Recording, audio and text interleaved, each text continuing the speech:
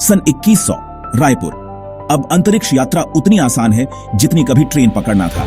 Interstellar port जगमगा रहा है। हजारों लोग स्पेस शटल्स के लिए कतार में। जिनिशा, शिल्पी, काजल और मानविक भी अपनी स्कूल की तरफ से स्पेस एक्सप्लोरेशन में जा रहे हैं। वो लाइन में खड़े हैं। पेरेंट्स तालियां बजाकर उन्हें विदा करते हैं।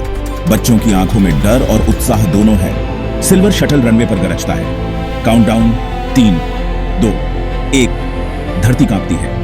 जहाज आसमान चीरता है। खिड़की से रायपुर सिकुड़कर नीली रेखा बन जाता है। फिर वार्प टनल, नीली सुरंग जहाज को लपेट लेती है। बच्चे हंसते और चीखते हैं जैसे किसी बड़े रोलर कोस्टर पर हों। अचानक एस्ट्रॉयड फील्ड अहेड। चेतावनी। हजारों चट्टान जहाज के सामने घूम रहे हैं। शटल बाएं दाएं झटके खाता है। खिड़की पर छोटे छोटे पत्थर टकराते हैं। काजल की चीख निकलती है, पर जिनिशा दृढ़ है, हम निकल जाएंगे। और जहाज पत्थरों की भूल भुलैया से गुजरता हुआ निकल जाता है। अचानक वार्प खत्म। सामने विशाल ग्रह, हरी घाटियां, नीले महासागर और काले पहाड़ जिन पर बिजली चमक रही है। शिल्पी नोट्स बनाती है। Atmosphere breathable, extraordinary. जिनिशा अभिभूत होकर कहती है, ये तो धरती से भी सुंदर है। दोस्त खामोश, सिर्फ नजारों को देखकर हैरान। शटल एक घास के मैदान पर उतरता है। घास नीली रोशनी छोड़ती है। बच्चे उतरते हैं, बिना स्पेस सूट्स, केवल अपने यूनिफॉर्म में। हवा सांसों में भरते ही मीठी लगती है। काजल एक पेड़ की पत्ती छूती है। उसमें हल्की ध्वनि सी निकलती है। ऐसा लगता है वो पत्ती गाना गा रही है। पेड़ खुद हिलते हैं और रास्ता बना देते हैं। चारों आगे बढ़ते हैं। धुंध में अचानक एक मेटल का गुंबद दिखाई देता है।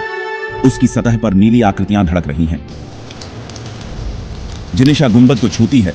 नीली चमक उसकी कलाई तक दौड़ जाती है। जमीन कांपती है। आसमान तक पानी के फव्वारे उठते हैं। गुंबद से नीली ऊर्जा की लहर निकलती है। शटल की स्क्रीन लाल चमकती है। Critical energy search. पायलट चिल्ला दे, बच्चों वापस आओ अभी। चारों दौड़ते हैं। बिजली आसमान चीर रही है। पत्थर गिर रहे हैं। मानविक गिर जाता है। उसके जूते का लेस खुल जाता है। वो कहता है, मैं फंस गया, बचाओ।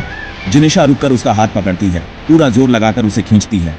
शिल्पी और काजल उसे संभालते हैं और सभी स्पेस शटल के अंदर आते हैं। पीछे से नीली लहर दौड़ती हुई पास आती है।